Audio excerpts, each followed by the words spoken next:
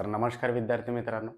आज आपण परत NMS मॅट पेपर 1 यातील काही महत्त्वाचा प्रश्न आपण घेऊन आलात.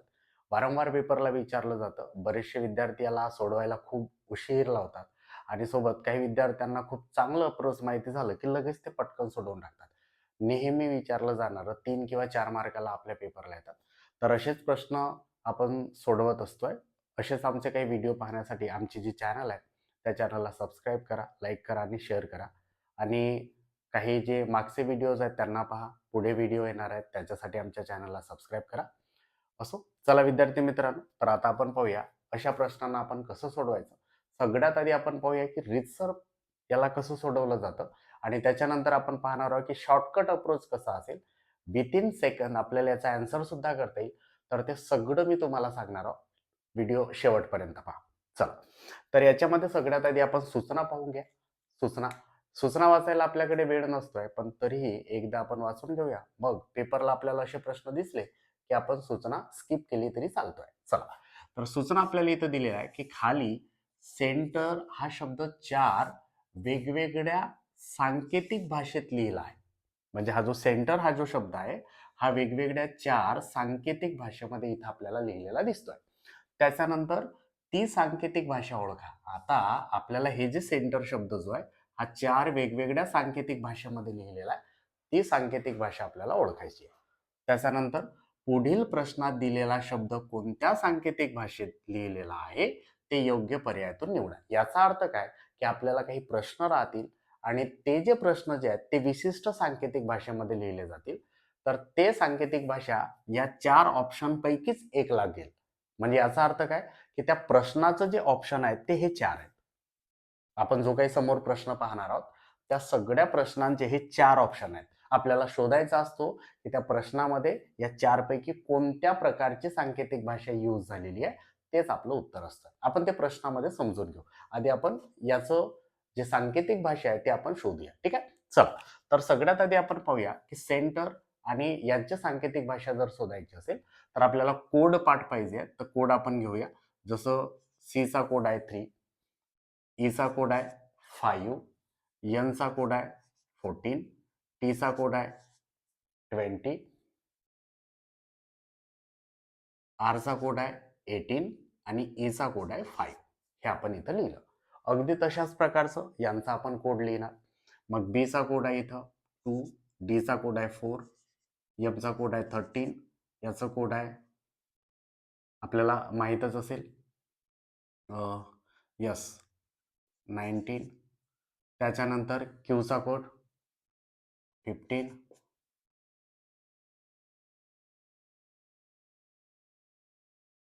सॉरी 17 पाहिजे इथं आणि डी चा कोड आहे 4. सी चा कोड आहे 3, एफ चा कोड आहे 6, पी चा कोड आहे 15, 16 सॉरी. आता त्याच्यानंतर आपल्याला डब्ल्यू डब्ल्यू 24 सॉरी 23, व्ही चा कोड 22, जे चा कोड 10, झेड चा कोड 26, बी चा कोड 2, देन के चा कोड 11, क्यू चा कोड 17, ओ चा कोड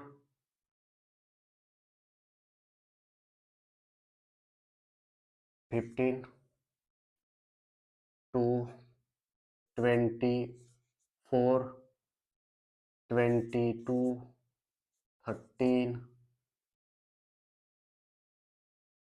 7, 9, 21. ओ सॉरी 22. व्हीचा कोड आहे ना, यू नाही. हा, तर हे सगळ्यांचे आपण कोड इथं लिहून घेतले. आता काय करायचं ही रीतसर पद्धत आहे. मग आपण काय करणार आहोत, आपण इथं पाहणार आहोत काय झालं. पहिलावाला बघा. आता पहिल्यामध्ये काय झालंय तर इथं तुम्ही पाहू शकता. हे बघा, 3 होता 2 झाला, 5 होता 4 झाला, 14 होता 13 झाला, आहे ना, 20 होता 19 झाला. म्हणजे याचा अर्थ काय होत आहे तर इथे पहिला जो पॅटर्न आहे, तर याच्यामध्ये पहिला जो पॅटर्न आपल्याला इथं दिसत आहे, -1, -1, -1, -1, -1, -1. सो पहिला पॅटर्न तुम्हाला -1चा दिसत आहे. म्हणजे जेव्हाही तुम्हाला -1 दिसलं, समजून घ्यायचं पहिला ऑप्शन लागला. दुसरं बघा, इथं काय झालं, 3चा 3 आहे, ठीक आहे. म्हणजे याचा अर्थ इथं काय झाला, इथं 0. ओके. मग त्याच्यानंतर 5चा काय झाला, 6 म्हणजे +1 झालाय. ओके. मग 14चा काय झालाय, 16 म्हणजे +2 झालेला आहे. त्याच्यानंतर 20चा 23 झालाय म्हणजे +3 झालेला आहे. एवढं सफिशियंट लिहिलं तरी चालेल. 18चा 22 म्हणजे +4 झालेला आहे. ओके. आणि 5चा 10 म्हणजे +5 झालेला आहे. आय होप की आपल्याला समजत आहे. तर याच्यामध्ये आपल्याला काय दिसत आहे, +0, +1, +2, +3 लाईक दॅट. ठीक आहे. चला नेक्स्ट पाहूया. आता इथं सी आहे, इथं 26 झालेला आहे. आता हा आपण काय करतोय, तर याच्यामध्ये लक्षात घ्या, इथं आपण मायनस घेऊया. आता सीचा कोड जर असं जर तुम्हाला झेडशी जर कम्पेअर करायचा असेल, तर याच्यामध्ये काय करायचा, याला 26 प्लस करायचा. आता जर मी याला 26 प्लस जर केलं, तर 26 म्हणजे आपण जर XYZ Z26 झाला, ए बी सी पुन्हा आपण कंटिन्यू करू ना, तर 26 झाला, मग हा 27, 28, 29. मग सीचा कोड किती घेणार मी, 29 घेतला झेडसाठी. मग याचा जर 29 जर घेतला, तर काय वाटतं तुम्हाला, तर इथे काय झालाय, 26 झालेला आहे. म्हणजे इथे तुम्ही पाहू शकता -3 झालाय. ओके. 5चा 2 झालाय म्हणजे परत -3 झालेला आहे. 14चा 11 झालाय -3 झालेला आहे. 20चा 17 झालाय -3 झालेला आहे. 18चा 15 झालाय -3 झालेला आहे. आपल्याला समजत असेल रीतसर पद्धत कशी आहे. 5चा 2 झालाय परत -3 झालेला आहे. तर अशा प्रकारचं आपल्याला हे शोधायचं असतं. त्याच्यानंतर नेक्स्ट इथं पाहूया आपण.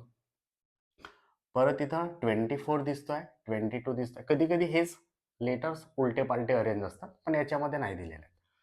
आता परत काय झालेलं आहे इथं आपण पाहणार, तर यांचं जर आपण जर पाहिलं, तर याच्यामध्ये तुम्ही समजू शकता की याच्यामध्ये नेमकं काय झालेलं आहे. ओके. तर इथे मी काय करतोय ना, तर 24, 22 यांच्यामध्ये तुम्हाला हे जर लेटर जर तुम्हाला दिसत असतील, तर अशा वेळेस काय करायचा, की ह्यांची व्हॅल्यूज जी आहेत आणि यांची व्हॅल्यूज आपल्याला काय करायचं आहे, तर ती एक अरेंजमेंट असतो. कशी अरेंजमेंट असते बघा, तर याला आपण मी इथं लिहितोय ABCDEFGHIJKLM पर्यंतच ठेवायचा. परत मग MNOPQRSTUVWXYZ. ओके. याला आपण पेअरिंग म्हणतोय, जोड्या. ठीक आहे. आता याच्यामध्ये जर तुम्ही पाहिलं, तर सी ची जोडी कोणासोबत आहे, एक्स सोबत आहे. ती इथं तुम्ही पाहू शकता.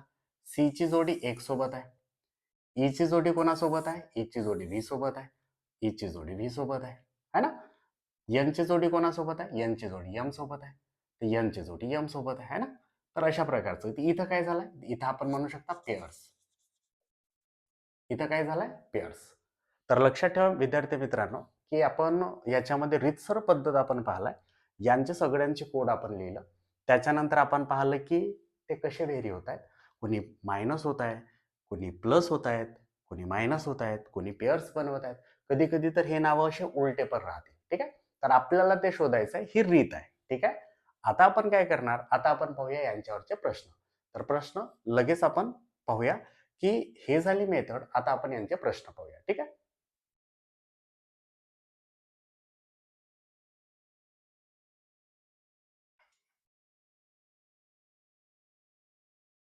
ओके. आता इथं बघा, हे आपले प्रश्न आहेत. आता या प्रश्नांमध्ये आपल्याला काय करायचं आहे, परत यांच्यासारखंच आपण पाहणार, यांचे कोड लिहिणार आणि मग चेक करणार की नेमकं काय झालेलं आहे. तर चला यांचे कोड आपण एकदाच लिहून घेऊया, जसे इथे लिहिलं. तर सीचा कोड जर आपण जर पाहिलं, तर 3 किंवा आपण 29 घेणार आहोत. 29 घेणार आहोत आपण, कारण झेडशी कम्पेअर करतोय. तर याचं 8, त्याच्यानंतर याचं 15, 18, 4, 26, 5, 12, 15, 1. ओके. आरचा कोड आपल्याला माहीतच आहे, 18, 5, 4, 21, 9, 25, and this is 19. आयचा कोड 9, व्हीचा कोड 22, 23, 9, 18, 12, 6, 8. ओके.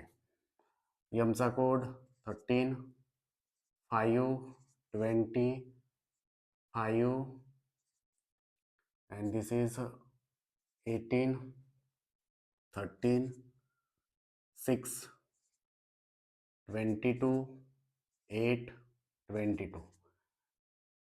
जास्त सॉल्व करायची गरज पडणार नाही. आधी हे आपण रीतसर मेथड आपण पाहतोय, मग त्याच्यानंतर आपण ह्या मेथडमध्ये थोडासा बदल करणार, म्हणजे डायरेक्ट आपण अप्रोच पाहूया की नेमकं याचं डायरेक्ट अप्रोच कसं केलं जातं आहे. ठीक आहे, तर त्याच्यामुळे काळजी करू नका, शेवटपर्यंत पहा.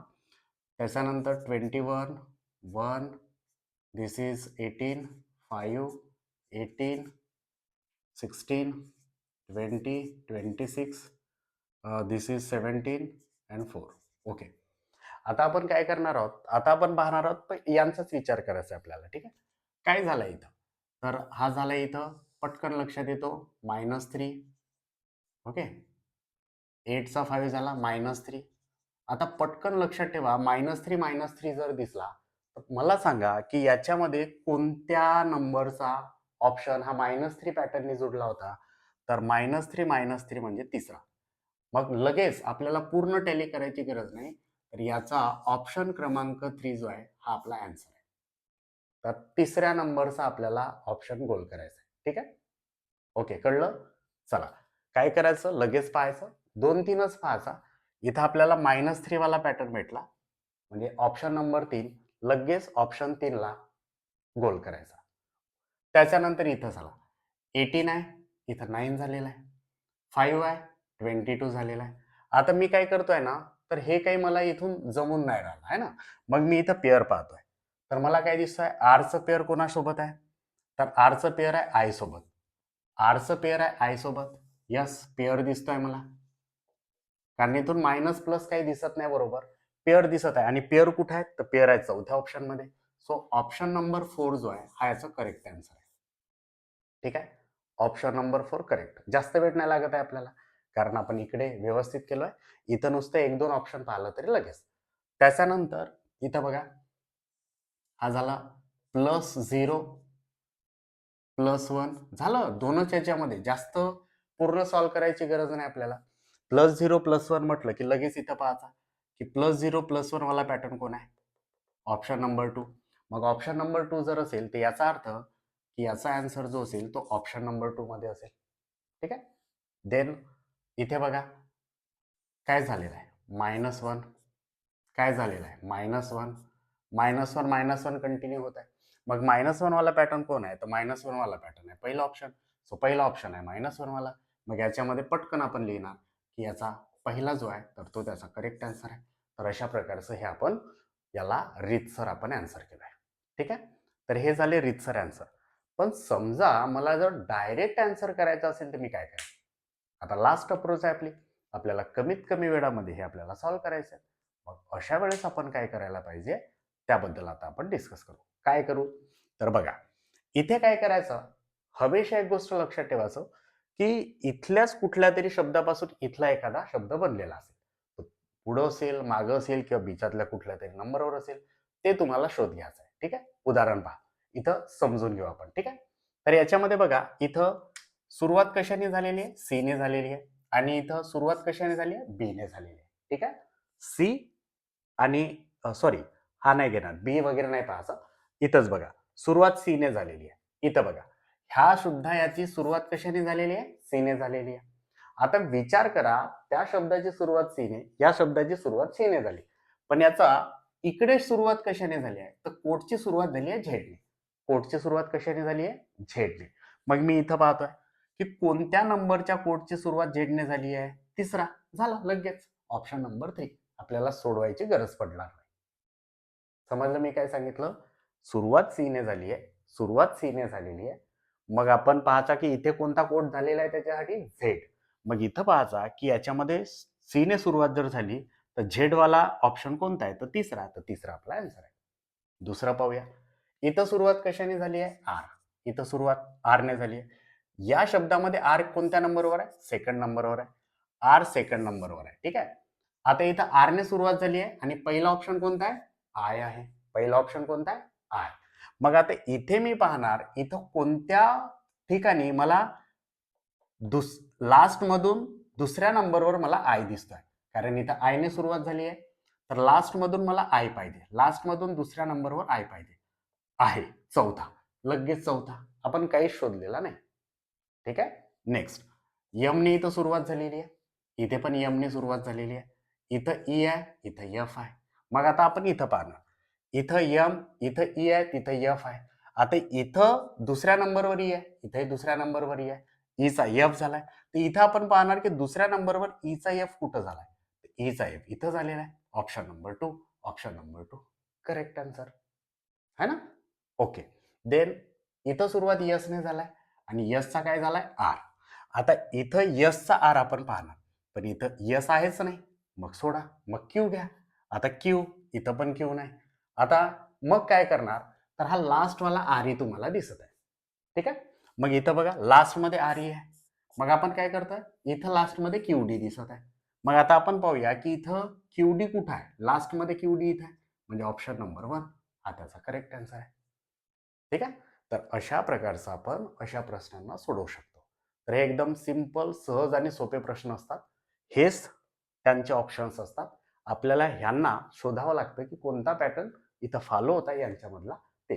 तुम्ही लेटर्स वरूनही शोधू शकता किंवा रीतसर गेलं तर खूप जास्त वेळ जाईल. ठीक आहे.